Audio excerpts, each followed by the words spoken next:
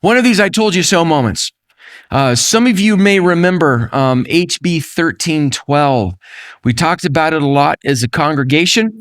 It was a law that was proposed and eventually passed through the Colorado House, signed into law.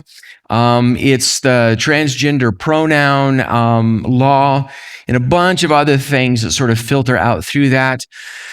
A lot of people were saying, well, if you just read the text of the bill, if this bill gets passed, then it's going to become very difficult for business. In fact, it actually becomes not difficult. It becomes illegal for businesses to use true pronouns for individuals if they walk into a business and want to be identified as they, them, or the opposite of their biological gender. The same is the case for all of what they call spaces of public accommodation. That phrase in Colorado law applies to churches if churches have schools or community organizations that meet inside of their buildings, and the vast majority of churches have all of those things meeting inside of their buildings. So this law is a coercion of speech, and so everyone is saying, well, if this law gets passed, then businesses, most likely Christian businesses, possibly even churches, are going to find themselves on the other side of the law. Some of you may recall that one of those Sunday mornings, we were talking about that. We were praying about that. I got confronted by a visitor in the back of the sanctuary here. He was angry about my position on HB 1312. One of the things he kept telling me is that this bill doesn't apply to transgender individuals at all or pronouns. It's all about hermaphrodites. I kept telling him, you're wrong. He says, no, I read the bill. It's only hermaphrodites. Well, the position that's in favor of HB 1312, you recognize very quickly, relies on lies and false information. So, the I told you so moment, here's what happens. The Alliance Defending Freedom is now representing born-again used books here in the city of Colorado Springs against the state of Colorado because of the gender pronoun coercion that is inside of HB 13. So here's how this is working now. ADF attorneys representing born-again used books in Colorado Springs challenge state law that violates religious beliefs and First Amendment. Alliance Defending Freedom attorneys filed a federal lawsuit Wednesday on behalf of a Christian bookstore in Colorado seeking to uphold its religious and common sense beliefs about biological sex. Born Again Used Books, a family-owned bookstore in Colorado Springs, is challenging a state law that recently redefined gender expression to include how an individual chooses to be addressed. That is, pronouns and titles based on gender identity rather than biological sex. Although Born Again Used Books happily sells its products to everyone, Colorado now compels the bookstore to speak using pronouns and titles based on a person's preferred gender expression, thereby requiring the store to prioritize a person's professed identity over biological reality. That violates the Christian bookstore's beliefs and the First Amendment. As the Supreme Court has repeatedly affirmed, the government has no business trying to strip traditional views about sex and gender from the marketplace of ideas, said ADF Senior Counsel Hal Frampton, director of the ADF Center for Conscience Initiatives. Nor can the state compel Coloradans to speak in ways that violate their deeply held religious beliefs. Born Again Used Books shouldn't have to continually choose between violating the law and speaking consistent with its Christian beliefs. So, more explanation of this goes on to say things like if they even wanted to put their beliefs about pronouns and male, female sexuality on their website, in their what we believe section of their website, if a church wants to do that, it immediately violates Colorado state law. So the ADF has very quickly taken this opportunity to use the case of Born Again Used Books to sue the state of Colorado for an unconstitutional and illegal law. Colorado makes this illegal, however. They want to put it in public, including writing about it on the bookstore's blog. Colorado makes this illegal, however. The Colorado Anti-Discrimination Act now forces businesses like Born Again Used Books to use biologically inaccurate language in their publications, policies, and customer interactions, or pay hefty fines and penalties. So they've actually filed the lawsuit now in district court here in Colorado. This is part of the lawsuit, and it explicitly mentions HB 25 is the year it was passed, 1312 is the number. But Colorado's done precisely that. It has censored speech. Colorado recently passed HB 251312 and amended the Colorado Anti-Discrimination Act to define gender expression to include chosen name and how an individual chooses to be addressed. The act then declares that Coloradans have a right to access public accommodations and advertising free of discrimination on that basis, except if the requested language is offensive or made for frivolous purposes. Under this revised Colorado language, it is now illegal for public accommodations like independent bookstores to refer to transgender identifying individuals with biologically accurate language in their publications and customary interactions. So here we go. It was obvious. It was clear to anybody who read the law, had a couple of brain cells to rub together to think about it for a moment or two. It was clear what was going to happen, and sure enough, here we are. So the state of Colorado just loves getting sued about stuff like this. Alliance Defending Freedom, most of you probably have heard me mention them a few times now on Tuesday nights. This is the group that defended Jack the Baker. 303 Creative is a website designer in the city of Denver who is also fell underneath Colorado Anti-Discrimination Act and the individuals involved with that.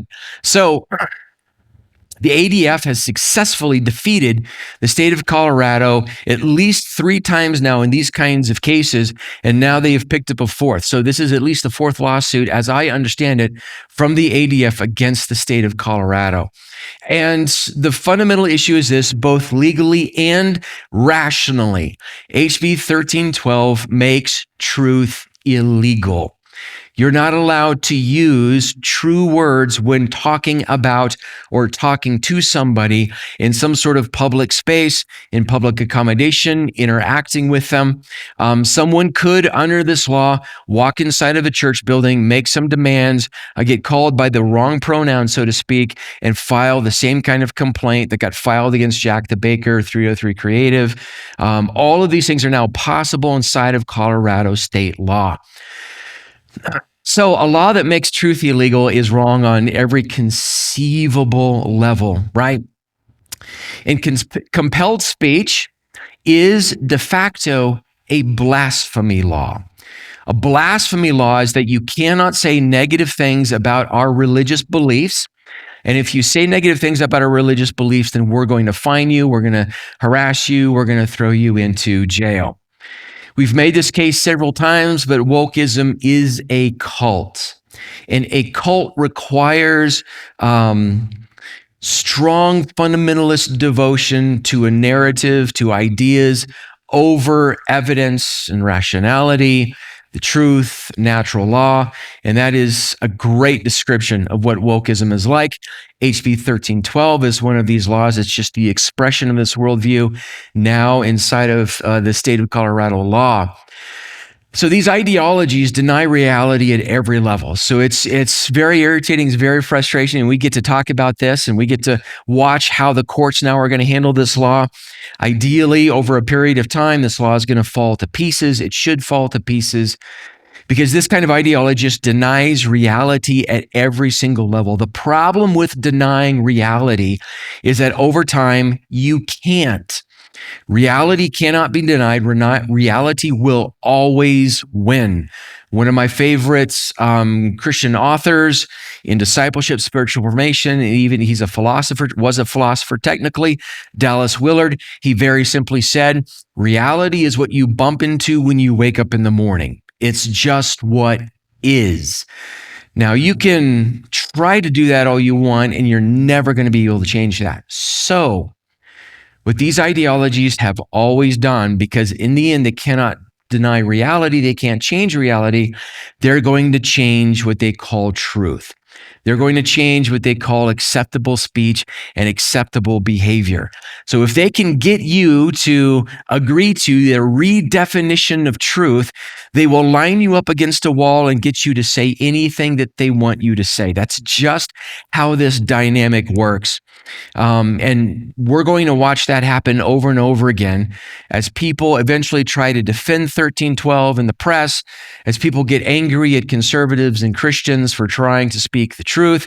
We're going to watch people do all sorts of gymnastics to deny reality because they've been sucked into a cult and they believe something different altogether.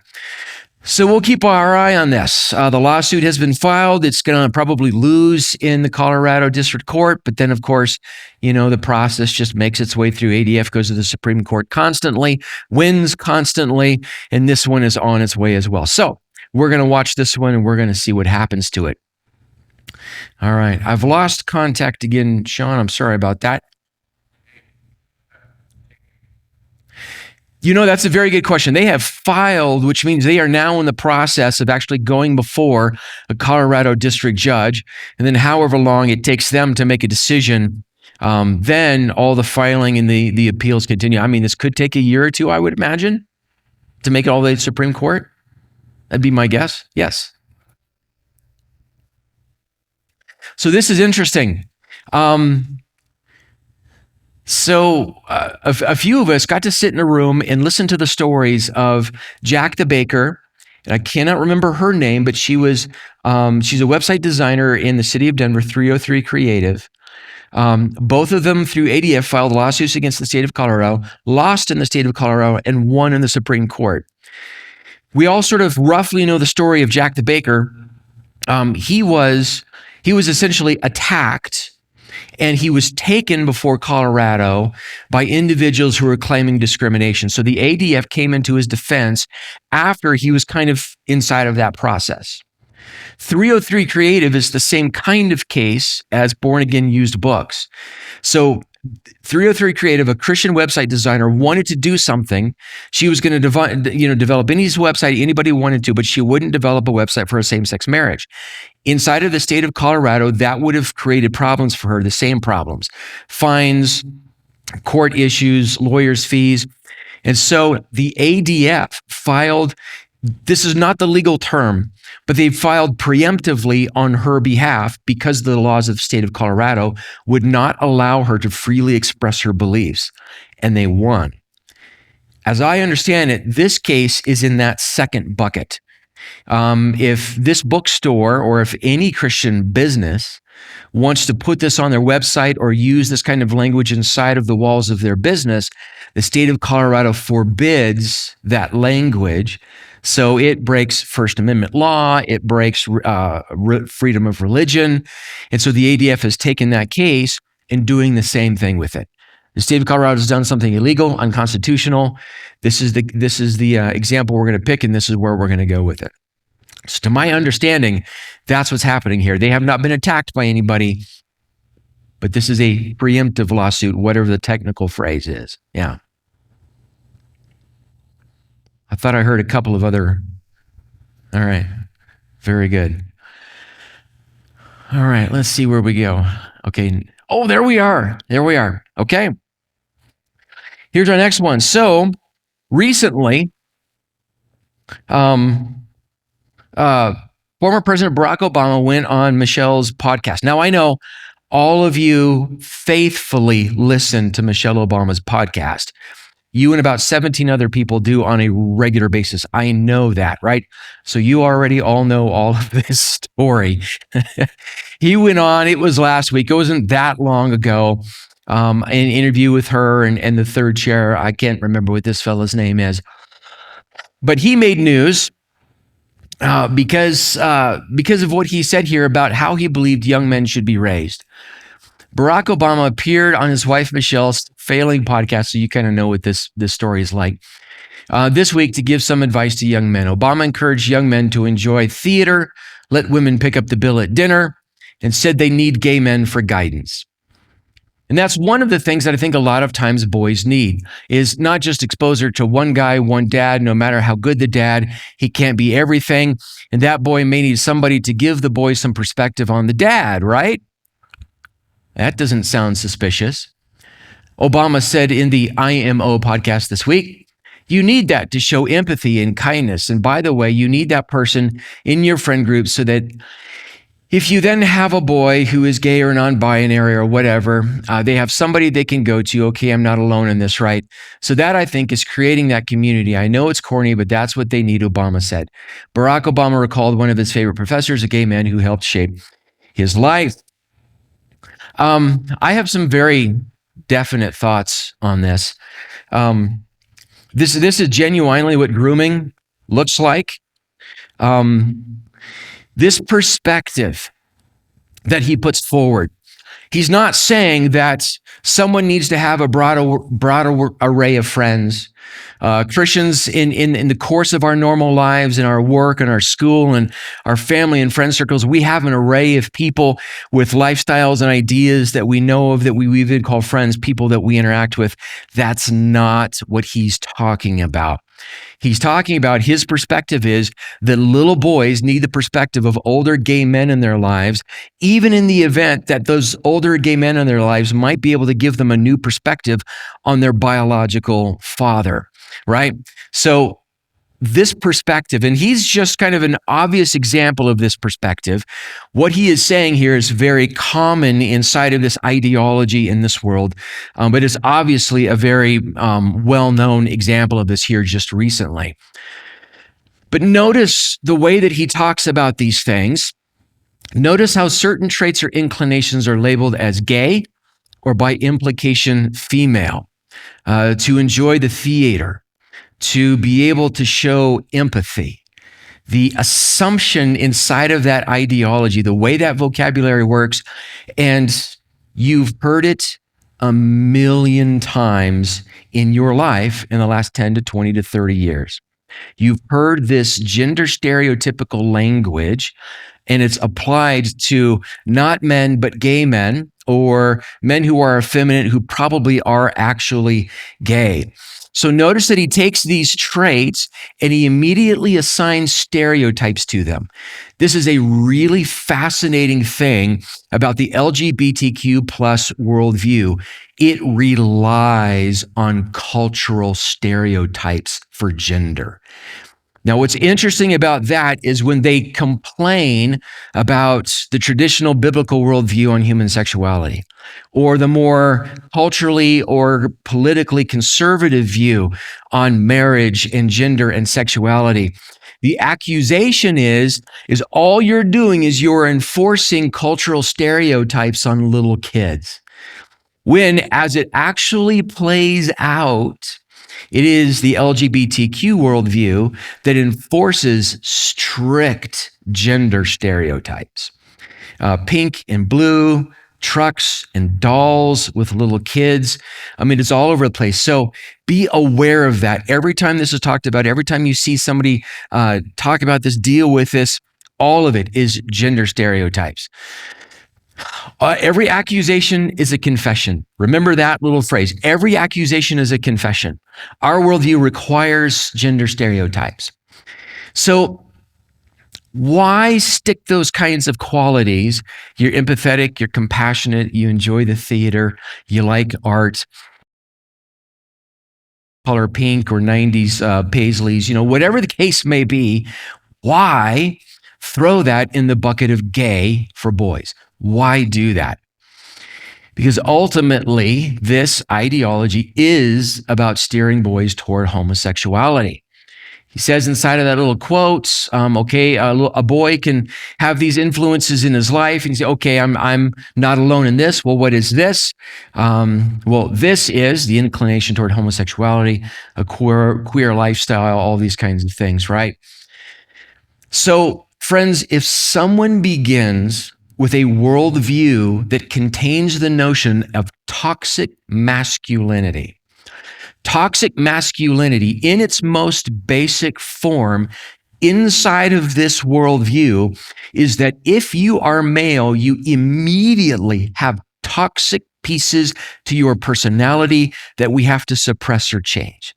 Things that are natural inside of a boy's life, heart, and mind, inside of a man's heart, life, and mind, are simply labeled as toxic. And that comes with moral baggage, doesn't it? Nothing that's toxic is good. It's all bad. It's all evil. So if an individual is part of a worldview that starts with the idea that masculinity is toxic, you only have one of two places to go.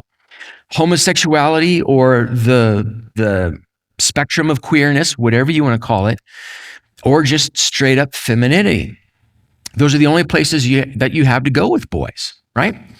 And by the way, excluding things like property ownership and voting, Feminism, for a very long time, has always measured women as in terms of what kind of man could they possibly be. Just keep that one in the back of your pocket. Stick that pebble in your shoe. It's always measuring women against men. Okay? So a lot of feminism has done that for a very long time.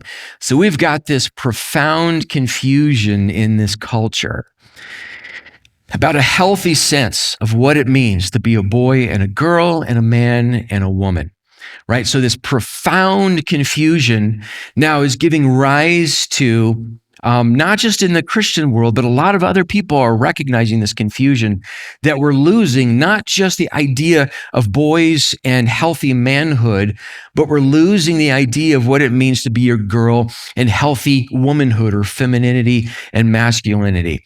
A lot of Christians are starting to talk and think and write about this, and a lot of others are as well. But these things, biblical masculinity, especially in this context, is just completely lost on our culture and inside of a growing amount of the Western church as well.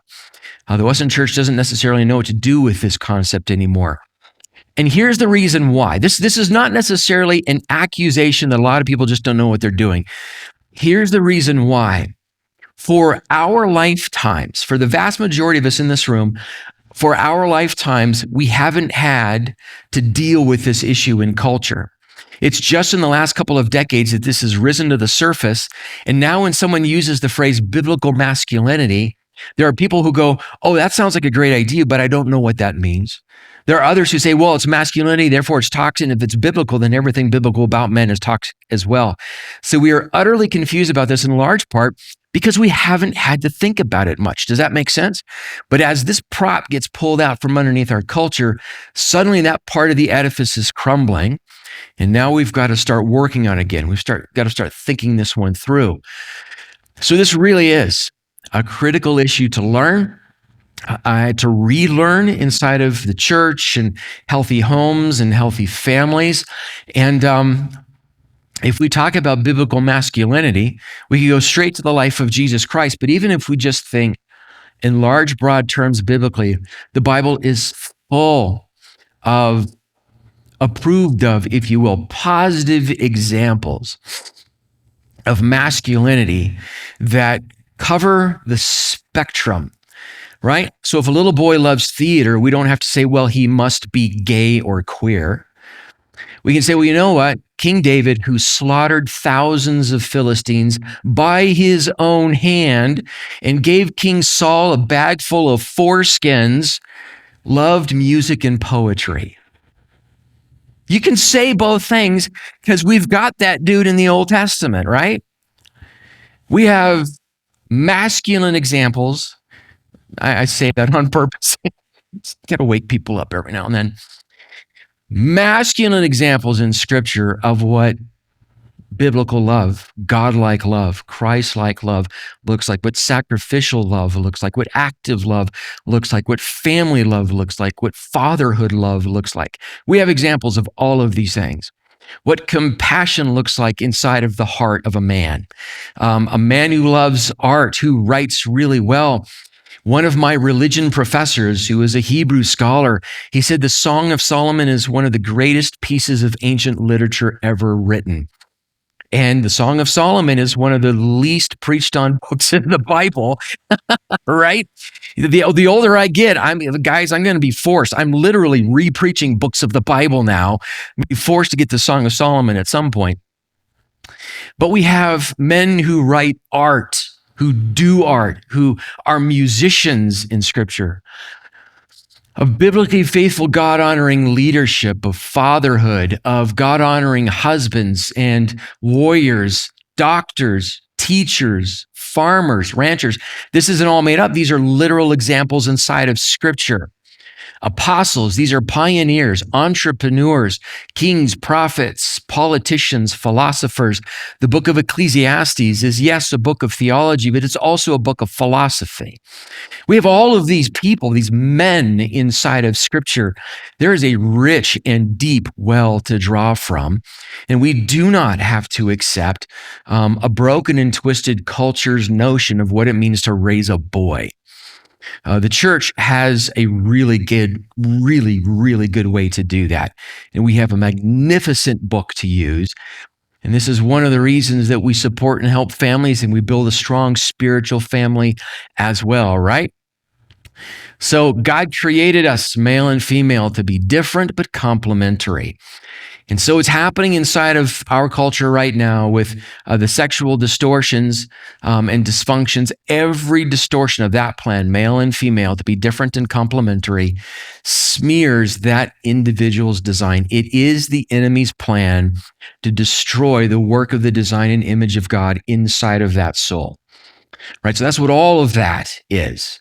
So a return to a biblical notion of how God has created us male and female is a really big deal right now. It's one of these things that is important for the church, and we're starting to think about it again. We're starting to work on it again because we're getting pushed on when it comes to this particular issue.